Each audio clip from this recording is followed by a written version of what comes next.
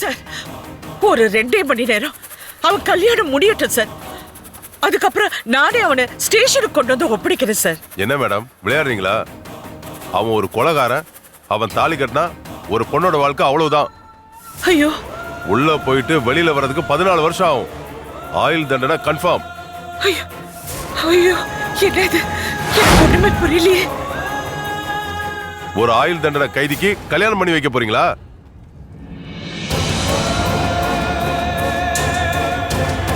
யோ, உள்ள போய் அந்த பொண்ணு வீட்டுக்காரங்களை கூட்டு. நீங்களா அவரை அனுப்பிட்டா நல்லது. நாங்களா உள்ள போய் கூட்டு வந்தா அசிங்கமா. இல்ல சார், இல்ல, ஒரு நிமிஷம் இருக்கு சார். எங்க இருங்க, ஒரே நிமிஷம். நான் வரேன் இருங்க. சாரதா,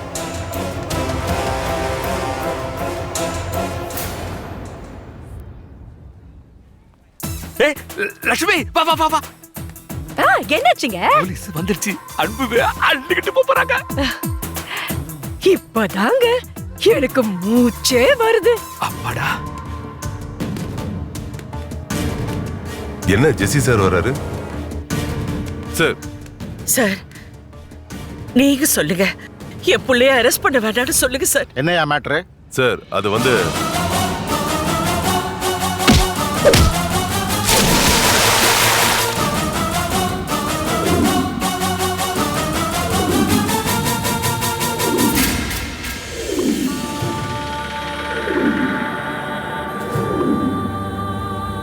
வாங்க நம்ம பேசலாம். ஓகே சார் வாங்க. ஐயோ, என்ன நடக்குதுன்னு எனக்கு ஒண்ணும் கவலைப்படாத. அவர் வந்துட்டார்ல, அவர் பாத்துப்பாரு. நீ வா, இப்படி வந்து உட்காரு. வா வா. என்ன சோதனை இது?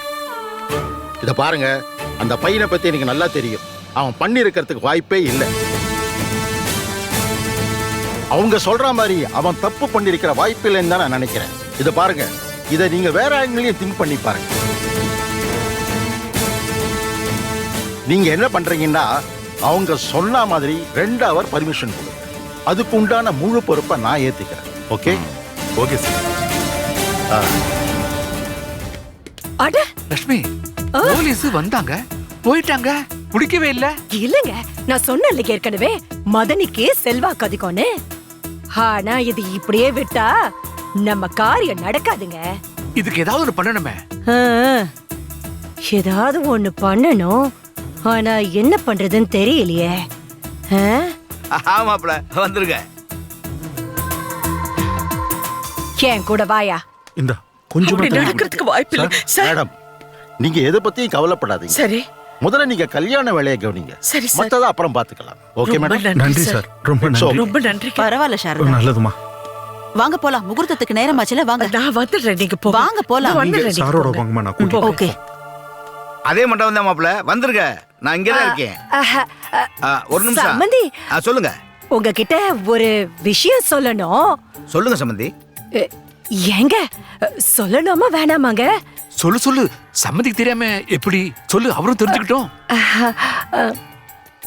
அது நம்ம அன்பு யாரையோ கொலை பண்ணிட்டானா. போலீஸ் எல்லாம் வந்து போச்சு. சம்பந்தி 5 வருஷம் கன்ஃபார்ம்டு. ஜெயிலுக்குள்ளவே இருக்கணுமா? 5 வருஷம்லாம் பத்தாது சம்பந்தி, அவனை 10 வருஷம் தூக்கி உள்ள போடணும். ஆமாப்ல, வந்துருங்க. ஏய், எவ்வளவு சீரியஸான விஷயம் சொல்றோம். பானிபூரி விக்கிற சிரிச்சுட்டே போறான். கல்யாண வீடுல அதான் தண்ணி கிண்ணி போட்டிருப்பான். அதான் மண்டைக்கு எதுவும் ஏறல. சரியான தண்ணி வண்டி. இதுகிட்ட போய் சொன்ன பாரு.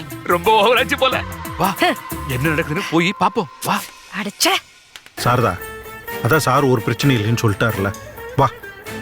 இல்ல, நீங்க போய் இந்த கல்யாணத்தை நல்லபடியா நடத்துங்க. அப்போ நீ வரல. என்ன நினைச்சுக்கிட்டு இருக்கா அந்த பொண்ணு? இதுக்கு மேலே நான் பொறுத்து போகணும்னு அவசியம் இல்ல சாரதா. நான் யாருன்னு தெரியாம அந்த பொண்ணு விளையாண்டுகிட்டு இருக்கா. என்ன கல்யாணத்துல பிரச்சனை பண்ண போறீங்களா? இது நம்ம பையனோட கல்யாணங்க.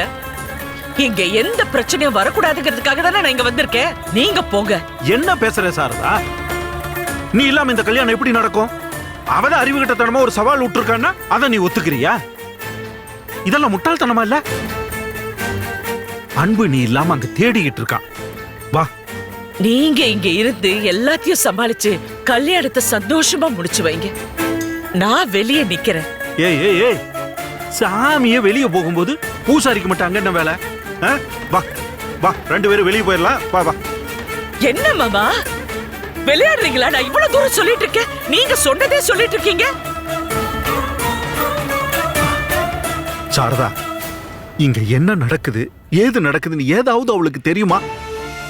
போலீஸ் வந்து நம்ம பையனை கொலைகாரன்னு சொல்லிட்டு போயிருக்கு. பத்து அதுக்கு வீடியோ ஆதாரம் வேற காட்டுது. இத தெரிஞ்சு அவ என்ன பண்ணுவா சொல்லு? இந்த கல்யாணம் நடந்துருமா? அவ கழுத்தில் தாலி ஏறணும், இந்த கல்யாணம் நடக்கணுங்கிறதுக்காக தான் நீ இவ்வளவு போராடிட்டு இருக்க. இதெல்லாம் அவளுக்கு தெரியுமாங்கிற? சாரதா, என்ன நீ இந்த சூழ்நிலையில் உன்னால எப்படி சிரிக்க முடியுது? ஏங்க அன்பு அப்படி தப்பு பண்ணிருப்பான்னு நினைக்கிறீங்களா? இல்ல சாரதா, இன்ஸ்பெக்டர் தான் வீடியோ ஆதாரத்தை இங்க காட்டுறாரு. பாருங்க, கடவுளே வந்து அன்புதான் இந்த கொலைய பண்ணான்னு சொன்னா கூட நான் நம்ப மாட்டேன். நான் அப்படி வளர்க்கலைங்க என் அன்ப. இப்ப எனக்கு அது பிரச்சனை இல்ல. அங்க ஏதோ தப்பு நடந்திருக்கு. இப்ப அது என்ன ஏதுன்னு கண்டுபிடிக்கிறதுக்கு நேரம் இல்ல. இந்த பிரச்சனைய நந்தினி கிட்ட சொல்லி அவளை பதட்டப்படுத்த கூடாது. விடுங்க, அவ என்ன ஜெயிச்சிட்டதாவே இருக்கட்டும். நல்லதோ கெட்டதோ, அன்பா அவ கழுத்துல தாலி கட்டும் போது சந்தோஷமா மன நிறைவா அந்த தாலி அவ வாங்கிக்கணும். அதுதாங்க எனக்கு சந்தோஷம். உள்ள நீ கூட இருந்தா தான் எனக்கு சந்தோஷம். எனக்காக வரமாட்டியா?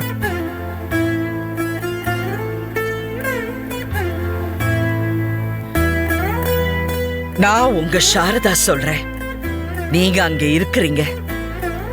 இந்த கல்யாணம் நடக்கணும். நீங்க போங்க. கபாரு, நீ செத்துருன்னு சொல்லு, நான் செத்துறேன். நீ இல்லாம நடந்தா அது கல்யாணமே இல்ல. உள்ள வா போலாம். நான் சொன்னத என் மாமா சண்முகம் செய்யணும், அவ்வளவுதான்.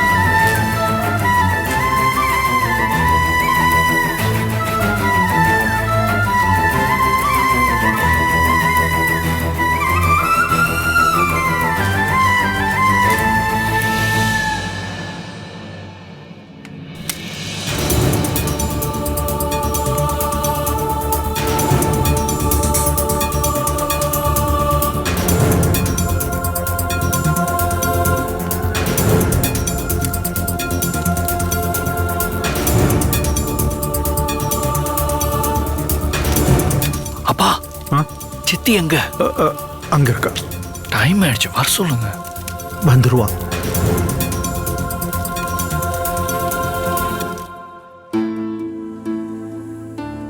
நந்தினி, வாங்க மாமா, சொல்லுங்க. அனுப்பிட்டியல்லம்மா? சாரதாவை வெளியே அனுப்பிட்டியல்ல?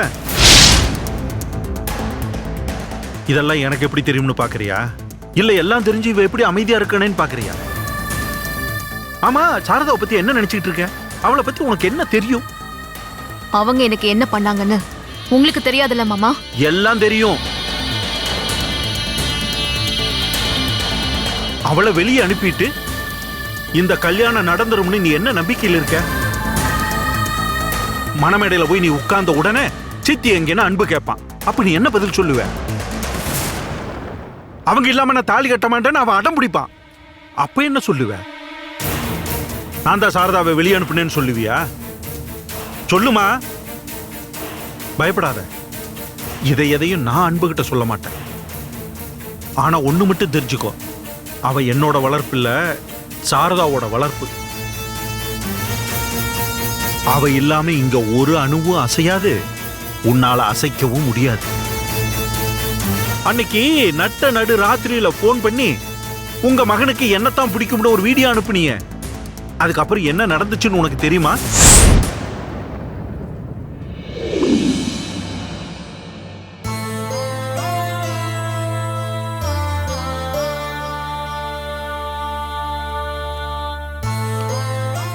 என்னடா என்ன என்னடா ஆச்சு? ஏன் ஒரு மாதிரியா இருக்க? நந்தினிக்கும் உனக்கும் ஏதாவது பிரச்சனையா? ஏய், என்னடா கண் கலங்குற? சித்தி, நான் பொய் சொல்லிட்டேன் சித்தி. டேய், யார்கிட்ட என்ன போய் சொன்ன? சித்தி, நந்தினியும் நானும் ஒரு நாள் பீச்சுக்கு போயிருந்தோம் சித்தி. அவ கல்யாணத்துக்கு அப்புறம் வீட்டோட மாப்பிள்ளையா வரணும்னு சொன்னா. ஆனா நான் என்னால முடியாது, சித்தியெல்லாம் விட்டுட்டு வர முடியாதுன்னு சொல்லிட்டேன். ஆனா திடீர்னு என் கையை பிடிச்சு என் கண்ணுக்கு கண்ணு நேரா பார்த்து என்ன பிடிக்குமா சித்திய பிடிக்குமான்னு கேட்டா. நான் அப்படியே மெய் மறந்து உடனே அவ்வளவுதான் பிடிக்கும்னு சொல்லிட்டேன் சித்தி.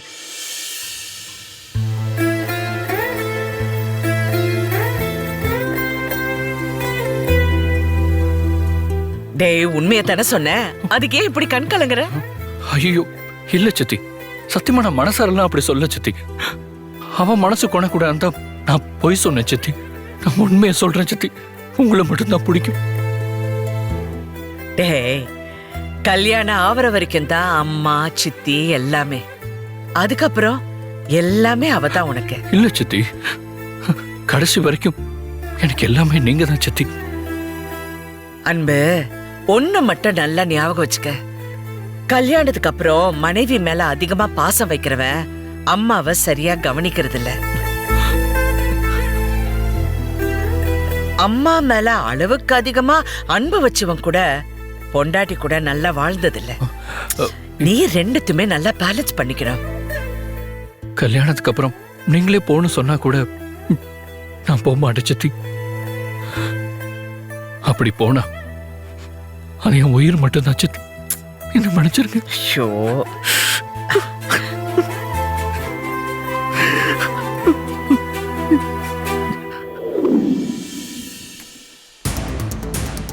உன் மேல உள்ள அன்பை நீ வீடியோ எடுத்து நிரூபிக்கலாம்னு நினைக்கிறது உனக்கு சின்ன பிள்ளைத்தனமா தெரியல? சாரதா அவனை 26 வருஷமா நெஞ்சில சுமந்து வளர்த்திருக்கா. அதை நிரூபிக்க அவளுக்கு எந்த அவசியம் கிடையாது. சொல்றேன்னு தப்பா எடுத்துக்காத. அவளா நானான்னு கேட்கறதுக்கே உனக்கு ஒரு தகுதி வேணும்.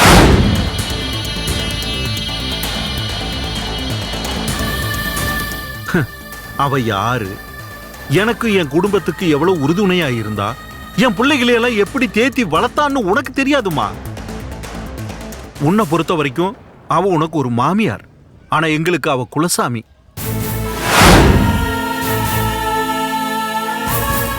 ஒரு பொய் சொன்னதுக்கே அவன் மூஞ்சிய பார்த்து பேச முடியாம அழுதவ அன்பு. அந்த நேரத்துல நந்தினி இப்படி சொல்லிட்டாப்பன்னு சாரதா ஒரு வார்த்தை, ஏன் ஒரு பார்வை பார்த்து இருந்தா போதும், இந்த மண்டபத்தில் நாரணி காலடி எடுத்து வச்சிருக்கவே முடியாது.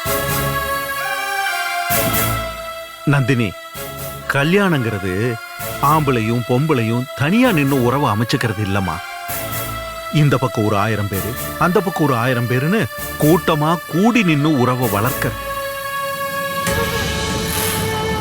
இவங்க தான் என் மாமா, அவங்க எனக்கு சித்தப்ப முறை வேணும், அவங்க அத்தை மாமா, இவங்களுக்கு மாமா உறவு வேணும்னு எல்லா உறவையும் அணைச்சு பிடிக்கிறதுக்கு பேரு தாமா கல்யாணம். தனிப்பட்ட 2 பேரு சேர்றதுக்கு இவ்வளவு பெரிய ஆர்ப்பாட்டமானு புரியாதவங்க கேட்கலாம். ஆனா தனிமர தோப்பாக முடியாதுமா. நான் தெரியாம தாமா உன்னை கேட்கிறேன். சாரதாவை வெளியே போக சொல்லிட்டு எந்த உறவை என் வீட்டுல புதுசா கொண்டு வர போறேன்? இங்க பாரு, நான் உன்னை பார்க்க வர்றதுக்கு முன்னாடி அன்பு மணவரையில உட்கார்ந்துகிட்டு சித்தி எங்கன்னு தான் கேட்டுக்கிட்டு இருக்கான்.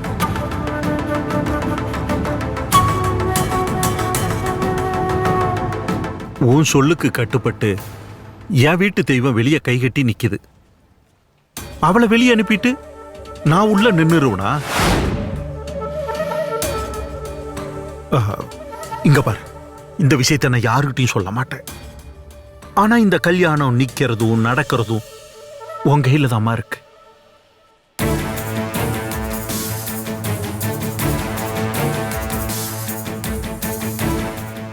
இங்க பாருமா, இத நான் ஏன் சொல்றேன்னா, அன்பு சாரதா தான் தனக்கு எல்லாம்னே நினைக்கிறவ. அவன் இல்லாம உனக்கு தாலி கட்ட மாட்டான். இந்த கல்யாணம் நடக்காது. நீயே முடிவு பண்ணிக்க. ஏ நந்தினி,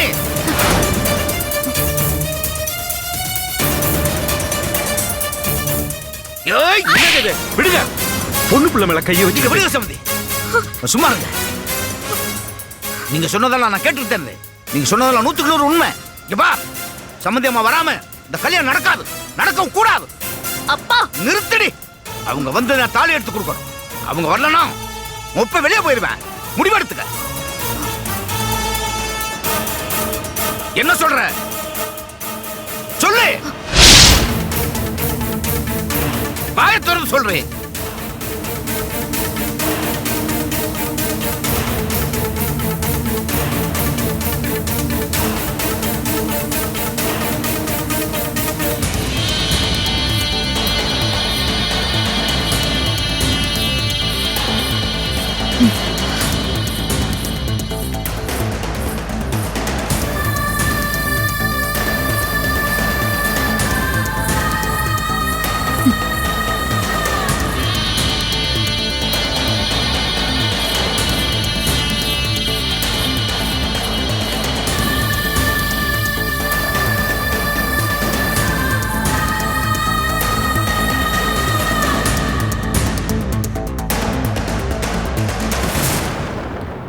நந்தினி, என்ன இங்க வந்திருக்க? தாலி கட்ட நேரமாச்சு. நான் தான் நீ சொன்னபடி இங்க வந்துட்டல. இன்னும் என்ன? ஐயோ, மூர்த்த நேரம் முடிய போது. நீ உள்ள போ. போமா. என்ன இந்த இடத்துல இருந்தும் நான் போணுமா? இங்க இருந்தே நான் மேல சத்தமாவது கேட்டுட்டு போறேனே. சரி, நீ ஆசைப்படுற மாதிரி நான் போறேன். நல்லா நடிக்கிறீங்க ஆண்டி.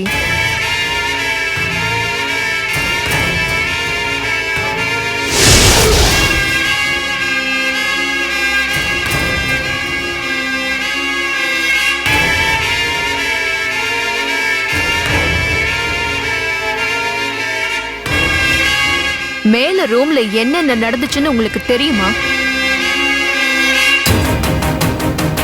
மணமேடையில போய் நீ உட்கார்ந்த உடனே சித்தி எங்கன்னு அன்பு கேட்பான். அப்ப நீ என்ன பதில் சொல்லுவ? அவங்க இல்லாம நான் தாலி கட்ட மாட்டேன்னு அவன் அடம் பிடிப்பான். அப்ப என்ன சொல்லுவ? நான் தான் சாரதாவை வெளியே அனுப்புனேன்னு சொல்லுவியா? அவன் இல்லாம உனக்கு தாலி கட்ட மாட்டான்.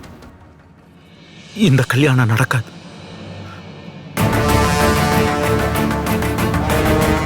இப்போ நானே உங்களை அழைச்சிட்டு வந்தாதான் என் கல்யாணத்தை பாப்பேன்னு எங்க அப்பா சொல்றாரு. நமக்குள்ள நடந்த விஷயத்த யார்கிட்டயும் சொல்ல மாட்டேன்னு என்கிட்ட சொல்லிட்டு இப்போ எல்லா விஷயத்தையும் உங்க வீட்டுக்காரர்கிட்ட சொல்லிட்டீங்கல்ல? இந்த பாரு நந்தினி, எனக்கும் என் வீட்டுக்காரருக்கும் இது வரைக்கும் எந்த விஷயத்திலயும் ஒளிவு மறைவு இருந்ததில்ல. அன்னைக்கு அவர் என்ன வற்புறுத்தி கேட்டதுனால தான் நானே சொன்னேன். அன்புக்கு எதுவும் தெரியாது, வீட்லயும் யாருக்கும் தெரியாது. ஆனா ஆண்டி நீங்க விட்ட சவால்ல நீங்க ஜெயிக்க போறீங்க. நான் தோத்துட்டேன். இதானே நீங்க ஆசைப்பட்டது? நந்தினி, உங்களுக்கு ஒண்ணு தெரியல ஆண்டி. நான் சொன்ன மாதிரி நீங்க இங்க இருந்து போயிருந்தா என் கோபமும் என்னை விட்டு போயிருக்கும். நீங்க எனக்கு பண்ணதுக்கு நான் உங்களுக்கு பண்ணேன், அதனால எல்லாம் சரியா போச்சுன்னு என் மனசு ஆறி இருக்கும். ஆனா நீங்க இப்போ என் மனச கொதிக்க வச்சிட்டீங்க.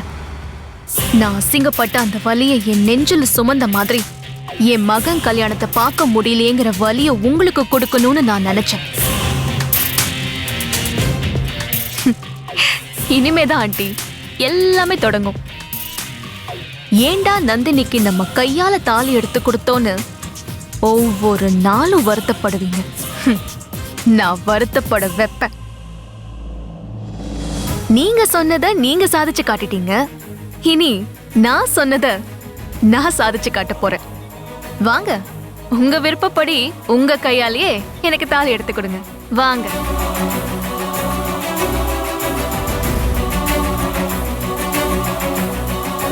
ஆனா ஒண்ணு மட்டும் மனசுல வச்சுக்கோங்க. நீங்க தாலி எடுத்து கொடுக்க போறது உங்க மருமகளுக்கு இல்ல, உங்க வாழ்நாள் எதிரிக்கு. வாங்க.